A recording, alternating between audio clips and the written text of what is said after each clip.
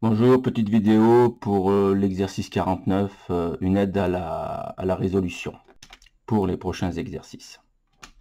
Donc là, si on lit, on va d'abord remplir les tableaux des hypothèses. On a un moteur monophasé de 5 kW, de puissance mécanique 5 kW. Le rendement, état est égal à 0,93. Et voilà. Donc ensuite, on demande de calculer ça. Donc on va remplir le tableau des hypothèses. Donc la puissance mécanique, c'est la puissance utile, hein. On peut l'appeler PU ou PM, c'est comme vous voulez. Donc moi je vais l'appeler PU, puissance utile d'un moteur, est égale à 5 kW. Tout de suite, je le transforme en watts, ça me fait 5000 watts. Ensuite, on a un rendement, le rendement état est de 0,95. Je le laisse comme ça me va. Si ça avait été 95%, il aurait fallu marquer 0,95. Le facteur de puissance cosinus phi est égal à 0,8. Et puis alimenter la tension U, elle est égale à 230 volts. Le schéma, on vous dit que c'est un moteur monophasé, donc on va dessiner un moteur, hein, tout simplement. Moteur, une phase, donc ça c'est un M, hein. Voilà, moteur une phase. Je décide moi du courant, dans le sens dans lequel il va aller. Là, j'ai décidé que le courant, ça serait dans ce sens-là. Conclusion, c'est un récepteur. Convention récepteur, la tension au bord du moteur, elle sera dans ce sens-là. D'accord? Que je vais appeler U. Voilà pour la schématique. Ensuite, calculer PA à partir du rendement. Alors, je sais que le rendement, vidéo 134, hein, le cours 134, on avait fait le cours dessus, mais on peut aller directement voir sur la fiche numéro 7, et on a le rendement ici. Donc là, je fais un petit zoom. Donc, fiche numéro 7, d'accord, le rendement, il est là. D'accord? Alors, le rendement d'un moteur, état, c'est la puissance mécanique divisée par la puissance absorbée. Donc là, j'ai marqué PM sur P. On aurait pu marquer PM sur PA, PU sur PA. Alors, PM, c'est la puissance mécanique au bout de l'arbre du moteur. Et PA, c'est ce que absorbe électriquement le moteur. Alors, toutes les deux, ce sont des puissances en watts. Sauf que là, c'est une puissance mécanique. Et là, c'est une puissance électrique pour P. Donc on a le rendement est égal à PM sur PA, d'accord?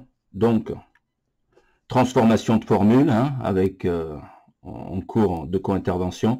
Donc ici ce que je cherche c'est PA, donc PA je le monte ici, puis le rendement je le descends. Donc ça me fait que PA est égal à PM divisé par rendement.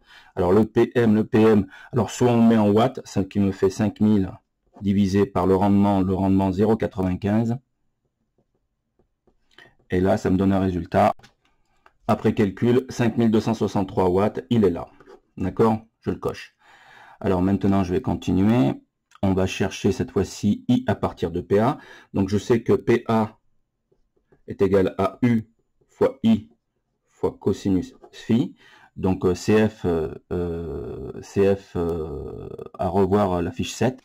Donc là, on est en monophasé, un courant alternatif monophasé. On sait que S est égal à UI, donc P est égal à S cosinus phi, mais S étant égal à UI, ça nous fait UI cosinus phi. Et là, il faut juste tirer I, d'accord? I égale P sur U cosinus phi. Toujours transformation de formule. Donc I égale PA, ce qu'on vient de calculer ici, divisé par U cosinus phi. Attention, mettez les parenthèses ou sinon ça risque de bugger. Alors ici, on est homogène, on a bien des watts sur des volts, c'est impeccable. Donc voilà, ça me fait 5, 2, 6, 3, divisé par 230, ouais c'est ça, d'accord. Et le cosinus phi, 0,8. Donc après calcul, je trouve 28,6 ampères, donc je l'ai là. On continue. Donc là, on me demande de calculer la puissance apparente. On a deux techniques, hein, puisque là, c'est soit je le fais avec U et I, soit avec le facteur de puissance. On va le faire avec les deux, d'accord? Donc dans le formulaire fiche 7, on a S égale à UI, donc il suffira de faire U fois I, ou bien avec ça. Donc on devrait trouver la même chose. Donc il est là, notre S, c'est U fois I, d'accord? Donc ça nous fait que S est égal à P sur cosinus phi, ou bien S est égal à U fois I. Donc on va le faire avec la première technique. S est égal à U que multiplie I. Donc U, d'après les hypothèses, c'est 230. Et I, on vient de le calculer, 28,6. Et ensuite, avec le cosinus phi, alors là, je vais écrire la formule. Hein. On sait que P, A est égal à S cosinus phi, d'accord? Donc, ça ne fait que S est égal à PA sur cosinus phi. Donc, PA, on l'avait, c'était 5263 divisé par le cosinus phi, d'après les hypothèses, il est égal à 0,8. Donc, normalement, on devrait trouver à peu près la même chose. Donc, en ayant fait le calcul avec les deux techniques, j'obtiens pour un 5578 et l'autre 0,5. Alors, la petite différence, c'est parce que là, on a pris le cosinus phi complet, quoi, tout simplement. D'accord? Donc ici, ça nous fait que S est égal à 6578 volts ampères. On est d'accord? Je viens chercher ici sur mon tableau, il est là. D'accord? Voilà. Ok? On continue.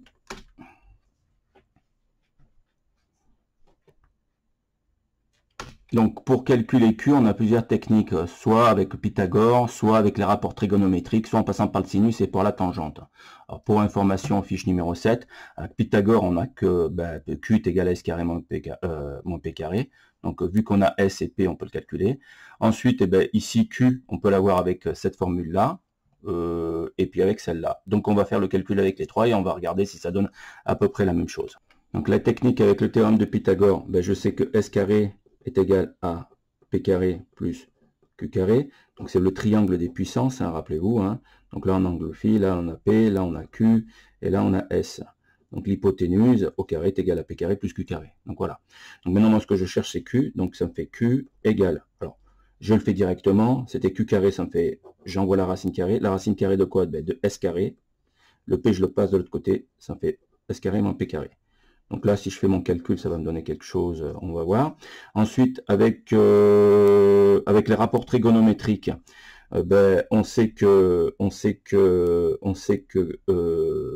S est égal à Q que multiplie si excusez-moi, je me suis trompé. C'est Q qui est égal à S sinus phi. Et puis on peut aussi dire que Q est égal à P tangente phi. D'accord? Donc ça, c'est ce qu'on a vu sur la fiche numéro 7. Alors le truc, c'est qu'on n'a pas le sinus et on n'a pas la tangente. Par contre, on a le cosinus. Le cosinus, il est là. D'accord? Donc il suffit de récupérer l'angle. Alors pour récupérer l'angle, il suffit de casser le cosinus. Ça veut dire cosinus moins 1. D'accord? Donc ici, si je l'écris, donc ça va me faire S sinus de cosinus moins 1 de 0,8. Là, ça marche. D'accord? On va faire le calcul. Et ici, ça va me faire P,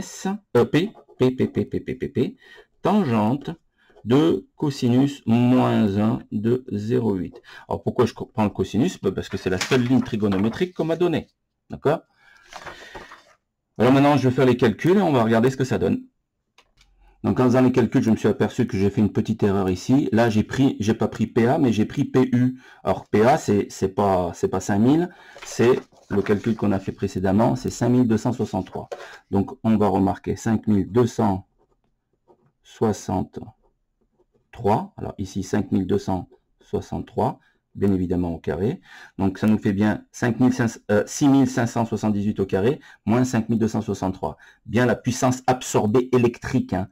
Ça n'avait pas de sens parce que S, c'est de l'électrique et les 5000, c'était de la mécanique. Donc ça n'avait pas de sens. Donc ici, c'est bien les 5263 électriques. Donc en faisant le calcul, on trouve, avec la première méthode, on trouve 3945. Avec la deuxième méthode, 3946 var. Et la troisième méthode, c'est-à-dire celle-ci, donc à vous de faire les calculs, hein, et à cette fois, attention, P, c'est 5200 hein, à chaque fois. Hein. C'est bien la puissance électrique absorbée. Ça nous donne ça. Conclusion, ici, Q, on trouve Q est égal à 3947 var. Donc je regarde si je ne l'ai pas quelque part ici. 3947, je le vois pas. Si, il est là, d'accord? Donc là, on nous demande phi. Je sais que j'ai cosinus phi égale quoi? Égale 0,8, hein, d'après les hypothèses. Hein, je le vois ici. Hein, cosinus phi égale 0,8. Maintenant, si je veux mon angle phi, il faut que je casse mon cosinus. Donc ici, c'est tout simple. On va faire cosinus moins 1 de 0,8. Et ça va me donner un angle. Alors, si ma calculatrice est en degrés directement, alors je fais Shift cos moins 1. alors je sais pas si vous le voyez, de 0,8. Et ça me donne 36. Alors là, c'est 36,8 degrés. Alors maintenant, si je veux des radians, soit je la mets en radians, soit je divise ça par 180, divisé par 180, donc un angle plat. Donc là, j'ai un rapport, et je sais que 180 degrés, c'était pi. Donc je multiplie ça par pi, shift pi. Alors pi, il est là, shift pi, multiplié par shift ans. Ans, c'est la dernière là, et ça me donne ça.